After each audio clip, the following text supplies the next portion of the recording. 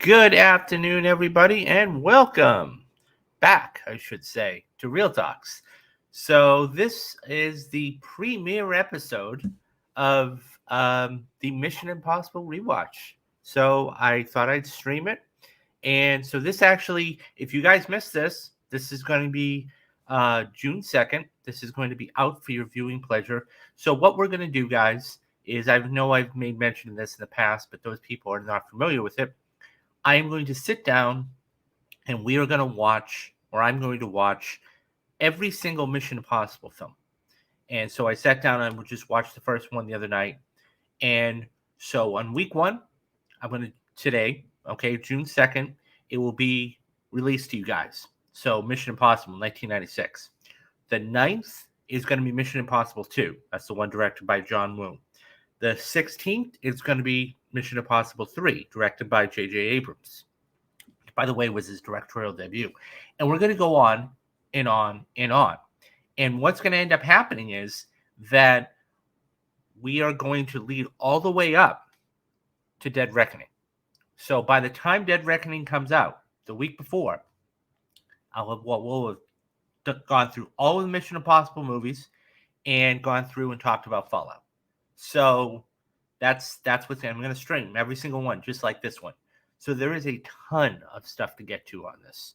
So as I said to start, this is what we're doing. Mission Impossible. This is the one that kicked off the whole thing for Tom Cruise. He was huge back in 96 anyways. I mean, I could go through other movies. Top Gun, The Firm, A Few Good Men, whatever you want.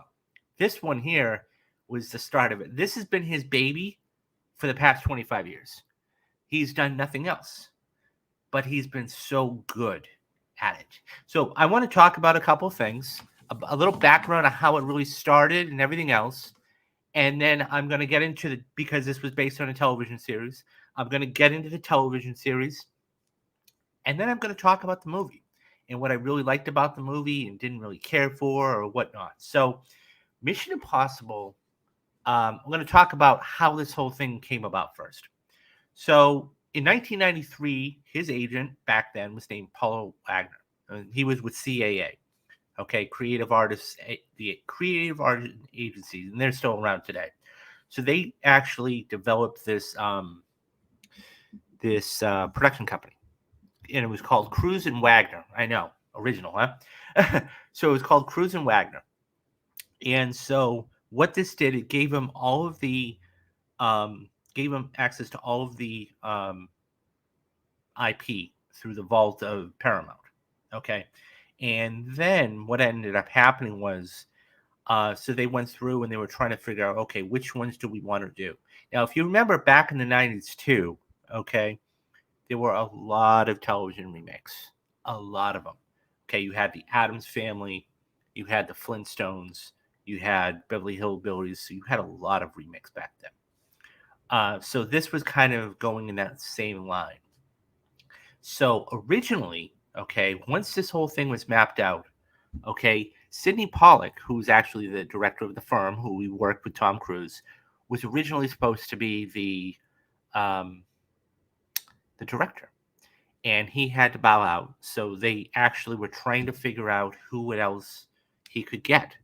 So what he did was he had a meeting, or somehow or another had a meeting, and Brian De Palma was there. Of course, Brian De Palma is an amazing director, and he actually talked about, he's done, I think his masterclass for me is The Untouchables, the 1987, Robert De Niro, Kevin Costner, Andy Garcia, Sean Connery gangster film, which, by the way, guys, we'll be doing that for the next month.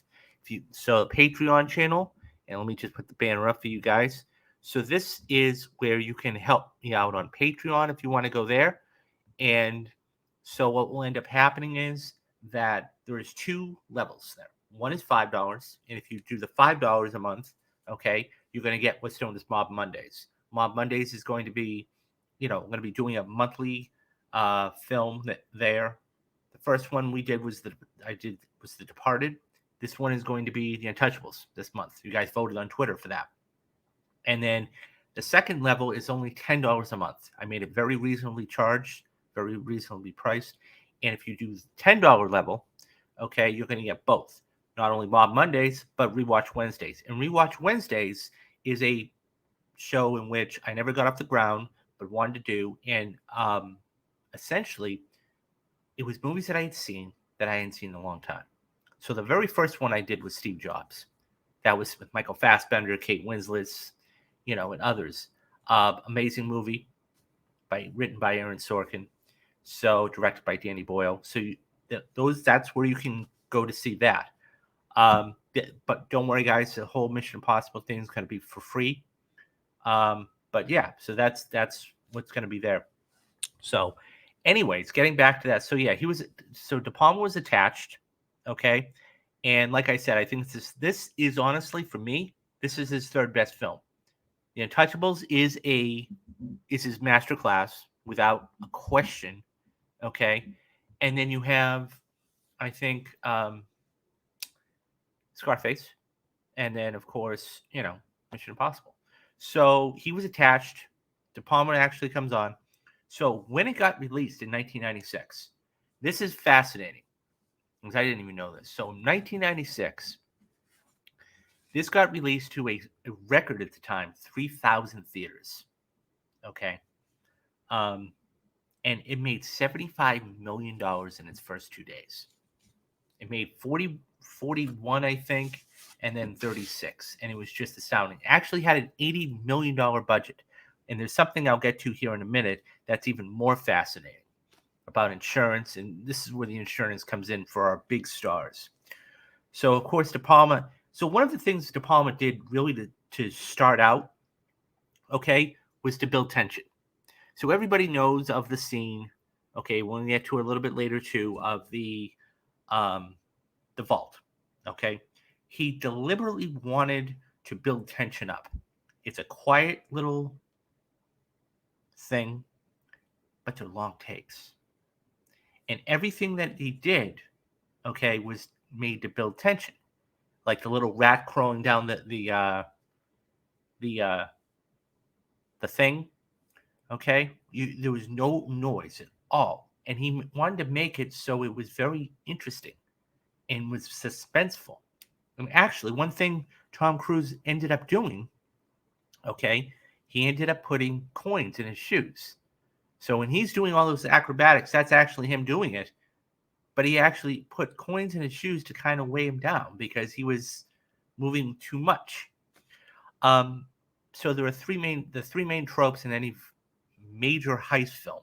Okay, and that's what this is at the end of the day. It's a heist film. Okay, is one is getting the team together. So he gets the team together. Okay, so this is that amazing scene in which you have Vin Rames and you have the other actor there, Jean Reno, okay, and from The Professional, and Vin Rames, Pulp Fiction, and several other films. This is before Pulp Fiction, though, and so yeah, and this is where he's basically telling him, so getting the crew together. They're disavowed, of course, and I'm not going to go through every single beat of it, but you get the idea. And it's one of those things where, yeah, it's just an amazing thing. So the second thing you really do, okay, is tell him about the heist. So this is where he leans for I loved how you actually was introduced, right? So the camera's slowly moving around. Where one of the things I loved watching the film again is you see the juxtaposition of the closeness to the distance of the actors when they're introduced. You have one that's really right there, and then you have the other one and that was a really good way to do it. And then the camera slowly pans over to her face, and then she does. You don't even see. Normally, you would see, she looks over, and then it would be a cut, right? They move over. They don't actually just cut to the next shot. So they move over. They move the camera over. Fantastic done. And then he leans forward. So it's just remarkable to see how that's done. Um, so that was something that I really enjoyed. So, and then of course the third is the tech. The tech is something that for every single scene that they're going to pull off a heist, they have to have the tech. Whether it's the glasses, which come into play later on in the film, whether it's the little gizmo that are undoing the screws to vent, whether it's little mirrors, the device to lock up the lasers, everything. Little tech to help you along, further along, to help. Because look, the harness itself is not hard, but and they even talk about the tech when they're in the planning room. They're planning it out, and they're like, well, Krieger can get it. It's 24 hours. And the laptops with the thinking machines, the AI chip. I mean, it's amazing how far we've come now, but it's like to see that, um, incredible. So, and the other thing there, the last thing I'll touch on real quick is this: Tom Cruise deferred his payment. At the time, he was making $20 million a film, and he deferred his payment, his normal $20 million, in order to actually be in the film and do his own stunts, because insurance at the time was, I mean, if you look at the films he had really done, yes, he had done Top Gun. Yes, he was just coming off Jerry Maguire, but there wasn't a lot there that was making him go, oh my God, these are going to be death-defying stunts. So he said, you know what, I'll pass on that thing, and that will give us more production, the budget. Which, by the way, the budget for this movie was $80 million. Okay? And it ended up making $45 million opening weekend, which doesn't sound like a lot today, but it's huge back then, 20 some odd years ago. And it ended up grossing $180 million domestic, and went on to gross $457 million worldwide. Just amazing, amazing. So that was a little bit about the film. Now, of course, we all know, for those that know, okay, I had to do my research, but this wasn't just some IP that just came out of the blue. Okay, this was actually a television show. Okay, that starred Peter Graves as Jim Phelps, and so the show ran on CBS from 1966 to 1973, and it premiered September 17th, 1966. It had 171 total episodes, 7 total seasons, and believe it or not, it won 10 Emmys. It won 10 Emmys. It was nominated for 8 total in 1 year. And in 1968, Barbara Bain ended up winning an Emmy for Best Lead Actress. And then there was a Best Film or Best, Editing Act or Emmy that was won. So it's fascinating because this was a big show back in the 60s and the 70s. This had stars on it like Martin Landau, who was huge at the time, Leonard Nimoy. Okay, so here is this, yes, that is for all those out there, that is Spock. Okay, that's Barbara Bain in the middle. Okay, and that's Peter Graves over there on the right. So what ended up happening was you had Leonard Nimoy on there, Stephen Hill. Now, Stephen Hill is not necessarily a recognizable name, but go back to Law and Order for a minute. He actually is a Guinness Book of World Records. He was starred in the most consecutive episodes as the DA. So it ran for almost 20 years, and he was in that every single. So he did that, and Sam Elliott. Sam Elliott, of course, anybody who's seen the most recent A Star Is Born, I love that movie. He plays Bradley Cooper's brother. Okay, actually, he got nominated for an Oscar for that. But yeah, so Martin Landau was in 76 of them. Okay, Leonard Nimoy, as you can see on the far left, was in 49 of them. Stephen Hill was in 28 of them, and Sam Elliott was in 13 of them. Peter Graves, okay, who actually was the lead, as I said, 171. He was in every single episode, and that, of course, was played by Jon Voight. And so this is the original cast. Okay, so let me get my photo down there real quick. So that's Peter Graves over there. Okay, and so he played John Voight. Then you had, you know, I believe that either that one or the other one was Barbara Bain. I'm not familiar with what she looks like, so forgive me. But I know it's one of the two women. And then you had, everybody else. So that was fascinating. Um, so of course they actually had to create somebody, and that ended up being, as I demonstrated earlier, Ethan Hunt was actually created for the show, for the movie rather, because he was not in the show. And what they did was every single time that they were picking their team, so you had somebody there and he would just toss the photographs.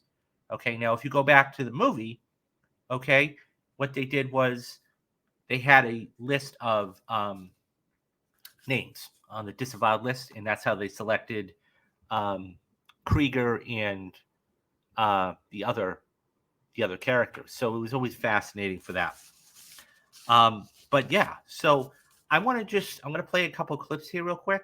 One a little bit later on, but this one here it's interesting because we always talk about the big thing about the big rap that Mission Impossible gets is the stunts and how they're done, right?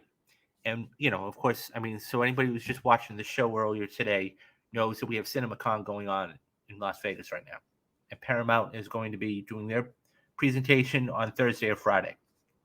And every single year that they've had a Mission Impossible film, they've come out and they've shown exactly what they did. Now, of course, anybody who's familiar with Skydance, and Paramount's actually put it on YouTube this year, so they're probably not going to be doing that. But there was a whole 9-minute sequence about the motorcycle jump at the end of the last trailer. Okay, and I should say the only trailer, but one of the last sequences you see is Tom Cruise just going off the cliff. Now, they actually did a whole 9-minute behind the scenes and how they did it. But getting back to the stunts are the biggest thing, right? And I want to play, like I said, I'm going to play a clip here in a minute. And this was one of the smaller things. And they actually did do this, Tom Cruise being Tom Cruise. And I want you to really just, if nothing else, appreciate what they did back then. I can understand you're very upset. Kittredge, you've never seen me very upset.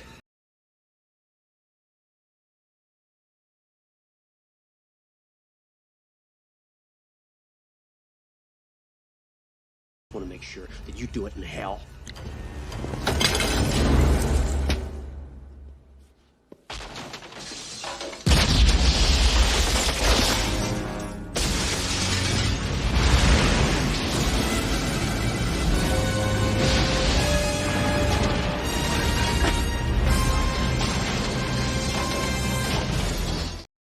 So they actually blew that tank up, as you can see. And it's just fascinating to see that 25 years later and go, oh my God, because that seems so mundane to what we expect and what we are, accustomed to now, whether it's him hanging off a plane, whether it's him, hanging off the tallest building in the world, whether it's him hanging off a cliff, which we'll see in Mission Impossible 2. But it's one of those things where he does his own stunts. And the one thing about Tom Cruise I love is authenticity. And, I've always said this. He is the last movie star we have, and once he's gone, guys. I mean, he broke his ankle in Fallout, actually. So the scene, when we get to Fallout, I'll show the clip. But, if you've seen the movie, you know what I'm talking about, where he's jumping. He's going to jump out the window, and he jumps from one building to the other, and he didn't make it one time. And you can actually see the clip on YouTube, and his ankle actually smashes the concrete, and he finished the take. And of course, he broke his ankle. He was out of commission for 6 weeks, and so they filmed the other stuff until he was able to get back and going. But he's 60-some years old. He's able to do that, and he stays in tip-top peak shape, whether it's flying a jet in Top Gun Maverick or it's running, jumping long. He's almost Superman to a certain extent. Anyways, I digress. But yeah, so that is the whole backstory of Mission Impossible. So what I want to get to now is actually the film itself, because I think it's incredibly vital to the whole thing. So I love the first person when, the whole thing when we go into the party, okay? And by the way, these are all going to be nuggets throughout the film. So when we go into the party, one of the things you see is, one of the women has on a pair of shades or sunglasses. And I love that we're able to see that what she sees is what we're able to see. Going back to the tech, going back to the gear, this is how they're able to do that. And even before that, okay, Tom Cruise and Emilio Estevez, okay, who had a very small part, about 5 minutes in it, but he hands him the gum. And of course, the gum is what you see exploding the fish tank there, and comes into play later on. Yeah, but it's just one of those things where it's back and forth of how, I mean, the humor is there too. Like, the whole needling of Jack, and saying, well, you just lost out on the date with so and so because he wasn't doing his job.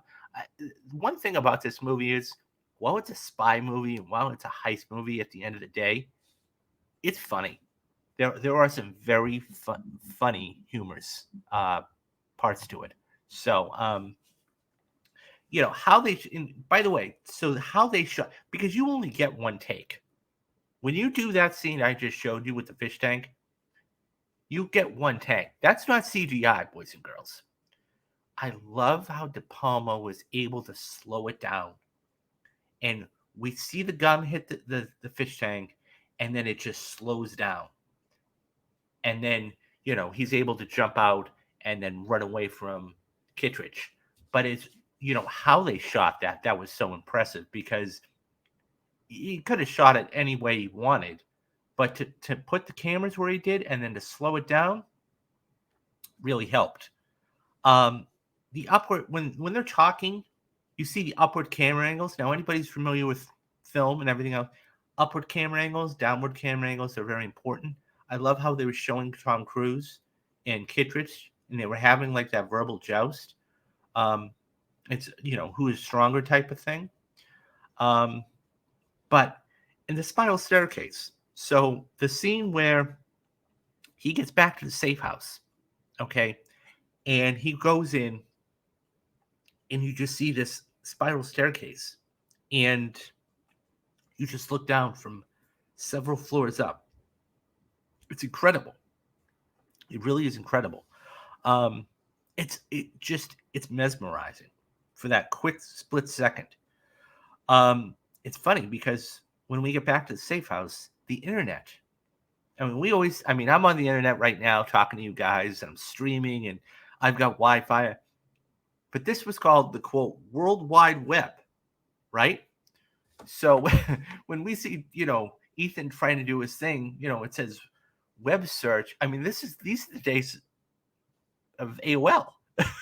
AOL, CompuServe, they were just starting to get, AOL was huge back in 1996. Now, obviously, they didn't use AOL, but I mean, you had, if you want to tailor off real quick and say, well, you had, you've got mail and everything else. But yeah, so I thought the fact that you were able to appreciate the internet, it was great. Let me talk about another piece of the puzzle here that I thought was very interesting. Vanessa Redgrave, she was magnificent. Now, she only has a small role playing Max, but my God, was she good. Just the flirting, the quibs back and forth between, Tom Cruise or Ethan and her. It was remarkable. I could have watched the whole movie. I wish there was more of her in there, because she was so good. And I get it, right? I mean, she's the proxy and everything else. I mean, Kittredge is really the bad guy. I loved her in this movie, though. She was so good. Um, you know, I mean, she carries herself so well and everything else. I thought she was perfect for this role. You know, I mean, the whole, the scene in the car, and it says, Max, and she's like, I don't have to tell you what kind of comfort that brings. It's like a warm blanket. Of course, her name is Maxine in the film. Um, just remarkable what she did. So getting back to actually the team. So I want to talk about that. So once again, fantastic entrance with this shot. I go back to this shot for a number of different reasons. So this is the entrance and how they were able to touch on the front to back, whether you're talking about Krieger, okay, or Luther. And, it's just one of those things that De Palma did in the cinematographer, okay. Stephen Burnham, okay, did so well. And it was fantastic in how they did that.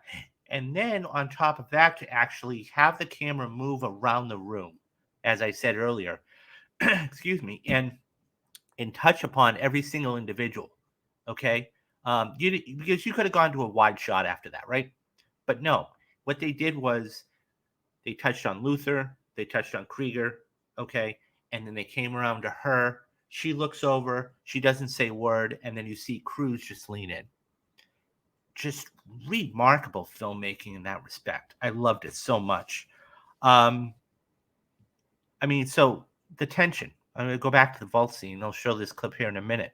Because this is, so as I said, De Palma, what he wanted to do is he wanted to build tension. And how do you build tension?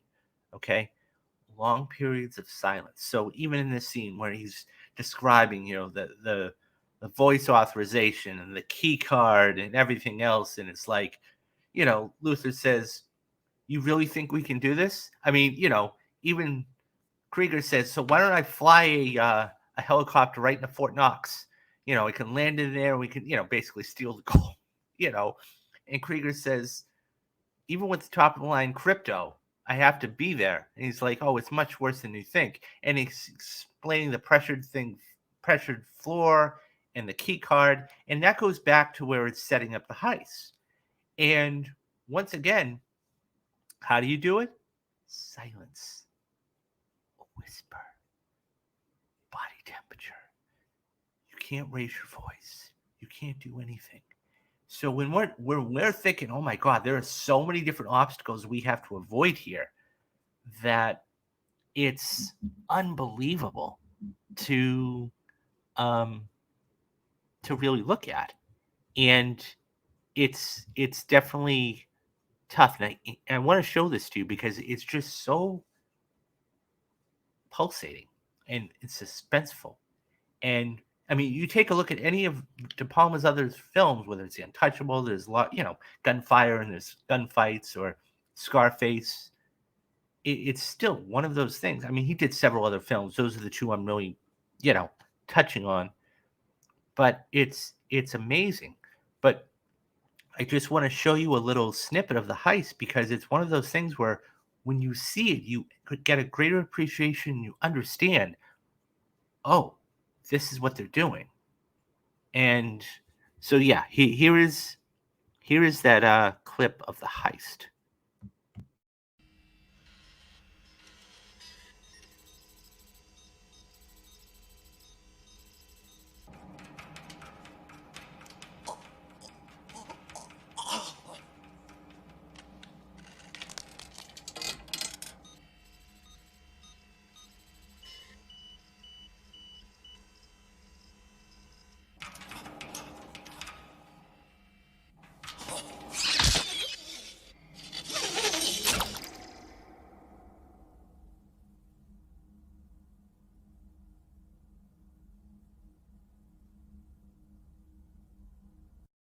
It's just tremendous. It's absolutely tremendous how he was able to just build tension up and just make you go, oh my God, is he going to touch the floor? And then actually, and by the way, can we even talk about Tom Cruise's core strength there? Man, it's built like a house. I mean, I mean, not being able to hit the floor in any capacity, unbelievable. And then, of course, you had the gag there was they did everything right, and then Hunt hands Krieger the disc, and then what does he do? He drops the knife, and I love it as it's falling down. It's another slow motion shot. Is it going to get on the table? How is it going to do that? And then, as he opens the door, um, William Dunlow opens the door. Of course, it hits the table. By the way, like the sweat, yeah.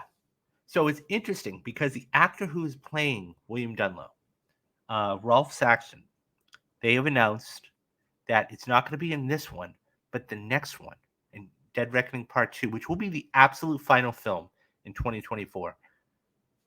He is going to be coming back, which is awesome to see. And I think the circle, closing the circuit like that, is unbelievable. And it ends exactly the same way that it started, right? And it, where Jim was, of course, John Voight's character, and that's the last thing we see. And I just, this movie is so good in so many different ways because it really, when you look at how much money this movie and this franchise has made over the years, it's absolutely remarkable. I mean, you have other franchises and Fast and Furious, tons and tons and tons of money. Um, but you take a look at a franchise like Mission Impossible, for example, okay, and it's one of those things where, so as it stands right now, okay, this has made over 1, 2, 3, 4, 5. So the 6 films right now. It's made $3.5 billion. Now, so this one here made $457 million. Okay, and it's gone up. I mean, Mission Impossible 3 didn't do as well, but I loved it, and we'll cover that in a couple weeks. But it's like Fallout made almost $800 million. And the budgets have it's fascinating because, as I said at the top of the show here, this was only made on an $80 million budget.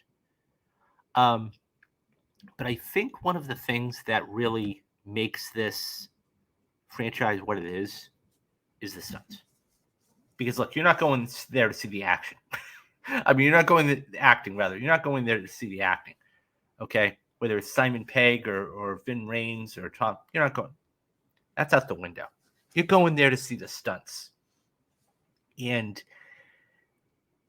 one of the biggest things is how big are these stunts going to be?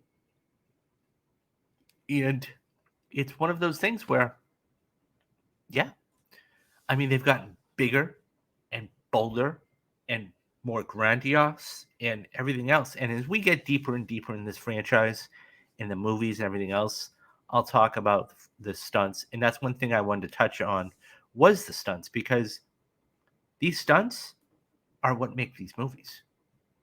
You don't remember, Fallout from, the acting. You remember that, when Tom Cruise is hanging on that rope, and it's X amount of thousands of feet down there, or he's hanging on the tallest building in the world. And he has to climb. They actually had to alter that building in order to do that. Or, whatever it is, Mission Impossible 2, where he's hanging on a cliff. It's crazy. But yeah, I mean, Mission Impossible, and I've always wondered this. I mean, we always talk about movie stars, and I said that he's the last movie star, and I firmly believe that. But beyond that, what if this hadn't done well? Right? Let's say this didn't make $437 million. Okay? $457 million. Okay? What if this hadn't made that much money? Okay? what would have happened to Tom Cruise? No, I'm not saying he would have fallen off the map. I mean, it was Tom Cruise. He could have, I'll just chalk it up to a loss and move on. But I think it'd have been fascinating because we probably wouldn't have had Mission Impossible 2. And the reason why they got John Woo to do it is, don't forget, just a couple years earlier, he comes off doing Face Off, right? So, I mean, John Travolta and Christian Slater. So, it's fascinating. But yeah, I love this movie. And when you go back and you rewatch these again, and you really appreciate what this is. I mean, like Mission Impossible 2, and that's the next one we're gonna do in the set, okay? That came out in 2000. 23 years ago. That's astounding. That's astounding. That's amazing to even consider. Because those movies couldn't have been made today. And that's why he's able to do it. What I would say is this. Anybody who hasn't seen this, go check out, and you can find it on YouTube.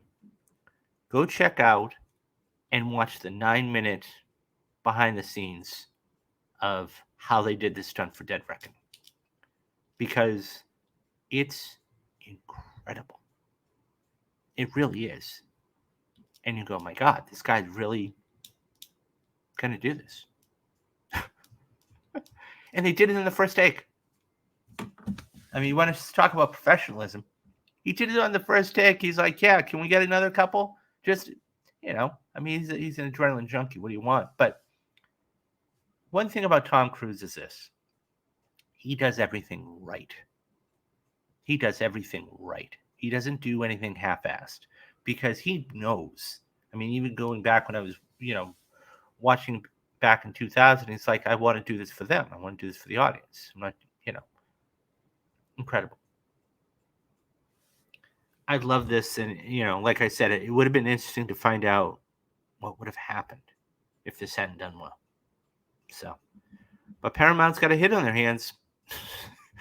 And they've had a hit on their hands for the last 25 years. So, and I think the last thing I'll say is this.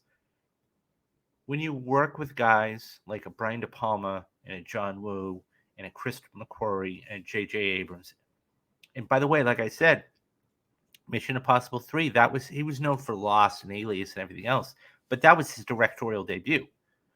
You just do it right. You do it absolutely. I mean, Fallout, Ghost Protocol, all these things. It's unbelievable. Okay, yeah. So that is Mission Impossible. That is arguably, so this is the one that started the whole thing, and I loved it. I mean, I'm sure I'm gonna enjoy all the other ones. It's just amazing this was done in 1996, 27 years ago. Boy, and people that win are the fans. We're all treated to just fantastic stuff. There is nothing that they cannot do. I truly, truly believe that. So, and look, I'm sure there's some CGIs used in Dead Reckoning, but let's face it. Anything they're going to do practical, they're going to do practical. I mean, this last one has a budget, I believe, of $290 million. If I'm not, this is in post-production right now. Yeah, I believe it's $290 million. Yeah, $290 million. That's incredible. And this is going to make so much money. I really thought, to be absolutely honest, and last thing I'll end on is this. I really thought Dead Reckoning had a chance to be a $200 million open box office. I don't know about that anymore. It's going to make about 150 though. And it's just going to crush Oppenheimer, and it's going to crush Barbie. So, and that's why I said this in the show today, I really think one of them do need to move. August is not that big. I mean, yes, Blue Beetle's coming out, but they need to move. One of them needs to move, because if they don't, they're just going to get swallowed up. So, okay, guys. So that's it for Mission Impossible. So as I said, I'm streaming this. If you didn't catch it today, okay, um, June 2nd, this will be out for everybody, and then you can watch it then. Um, and then, in the coming days and weeks, I will be sitting down. My next one is going to be Mission Impossible 2, directed by John Woo. And, there's a whole other storyline and everything else, and it's going to be good. So I can't wait for Dead Reckoning. And this is what it's all going to lead up to, guys. We're going to do all these movies and a Mission Impossible rewatch to lead up to Dead Reckoning on July 19th. Okay, guys. So do the 3 things you need to do. Be safe, be careful, and have a great rest of the day. I'm David Steele. You've been watching the Mission Impossible rewatch, and this has been Real Talks. Take care, guys. Bye-bye.